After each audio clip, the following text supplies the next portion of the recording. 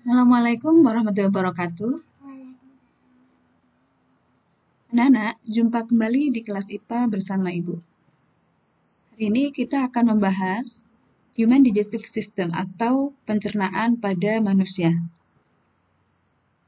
Nah, ini gambar organ-organnya yang harus kalian pahami nanti cara kerjanya dan bagian-bagiannya ya.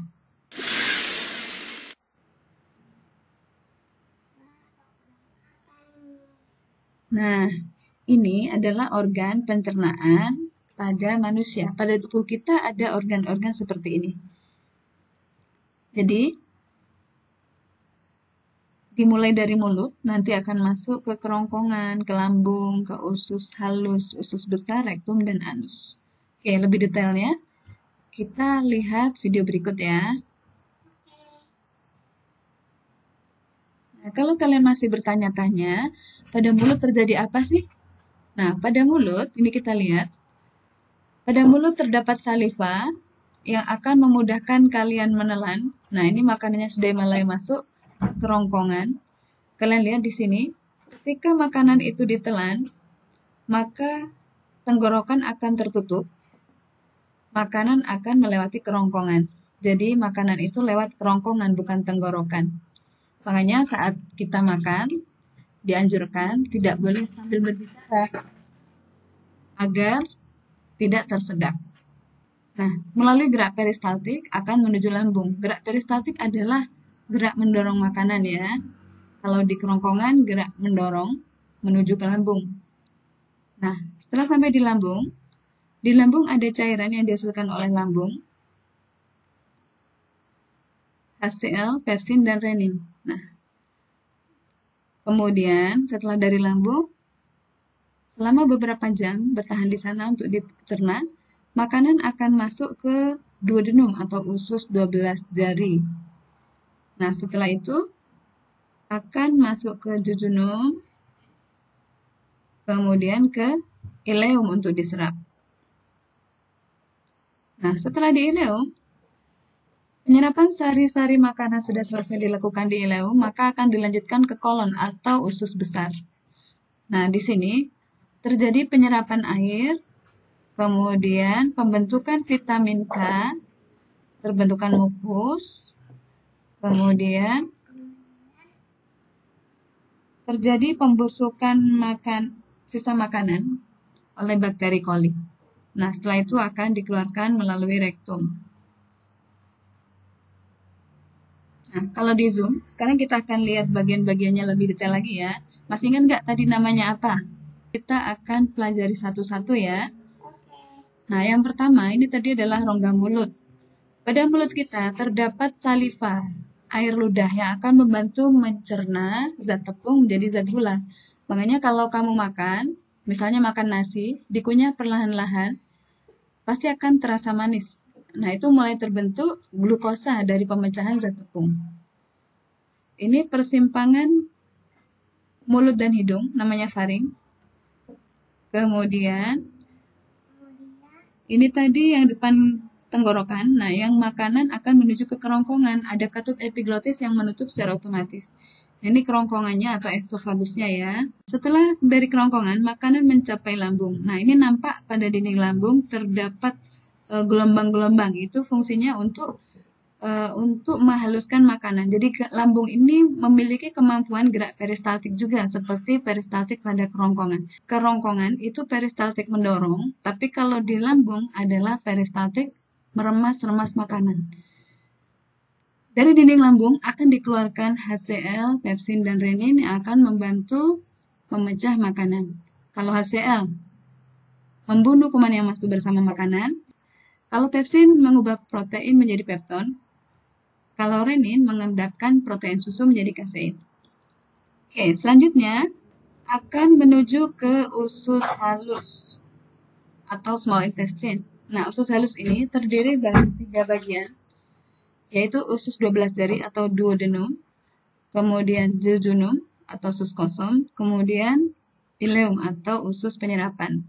Nah, pada bagian usus 12 jari di sini ya, itu masih terjadi pencernaan makanan di mana mendapatkan zat dari hati dan pankreas. dari hati mendapatkan empedu, di sini akan terjadi bantuan untuk proses pengemulsian lemak. Kalau dari pankreas ini akan ada zat namanya amilase, lipase, dan tripsin untuk memecah zat tepung, lemak, dan protein. Selanjutnya, setelah dari usus halus, dari usus penyerapan di sini ya, penyerapan sari makanan terjadi di sini, kemudian akan lanjut ke usus besar. Nah, ini kalau diiris seperti ini. Di usus besar naik, kemudian datar, kemudian turun. Nah, pada bagian usus besar ini terjadi penyerapan apa tadi? Air, kemudian pembusukan sisa makanan, terbentuknya vitamin K. Nah, ini namanya rektum. Setelah selesai proses yang panjang tadi, maka sisa makanan sudah terbentuk ampas akan menuju ke rektum. Jadi penampungan sementara kotoran. Nah, selanjutnya ketika kotoran akan keluar, maka di sini akan ada laporan bahwa waktunya buang air besar, maka di sini bisa dibuka atau ditutup. Jadi untuk otot di sini bekerjanya secara sadar, di mulut juga sadar, adapun di organ-organ dalam ini tidak sadar. Mengapa seperti itu? Karena untuk organ-organ dalam tersusun dari otot polos yang bekerja di luar kesadaran. Jadi maha besar Tuhan yang sudah mendesain organ-organ kita dengan sempurna, sehingga kita tanpa menjadarinya pun dia sudah bekerja secara otomatis. Nah, ini ada organ lain yang membantu proses pencernaan tetapi tidak dilewati oleh makanan, yaitu hati atau liver. Pada hati terdapat kantong empedu ya. Kemudian ada juga organ lain yaitu pankreas ini menghasilkan enzim amilase, lipase, dan tripsin untuk membantu mencerna karbohidrat, lemak, dan protein. Yang warna hijau ini adalah kantong empedu.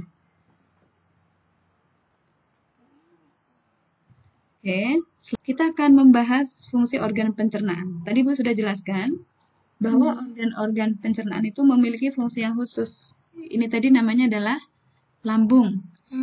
Dia menghasilkan HCl, dia asam klorida, akan membunuh kuman yang masuk bersama makanan. Kalau pepsin, ini akan mengubah protein menjadi pepton. Jadi menjadi lebih kecil lagi ya. Kemudian kalau renin, mengendapkan protein susu menjadi kasein. Oke, selanjutnya ini adalah usus halus. Usus halus. Nah, terjadi apa tadi? Pada bagian awal yang disebut duodenum masih terjadi pencernaan secara kimiawi dengan bantuan amilase, lipase, tripsin atau disingkat ALIT ya dari pankreas. Dan ada juga bantuan untuk proses emulsi lemak dari getah empedu dari hati. Kemudian selain itu, di hati ini juga terjadi proses penetralan racun. Selain itu juga untuk menyimpan glikogen. Glikogen itu dari gula darah disimpan menjadi glikogen yang siap berubah menjadi glukosa lagi jika kita memerlukan energi. Nah, ini namanya pankreas. Fungsi pankreas tadi apa?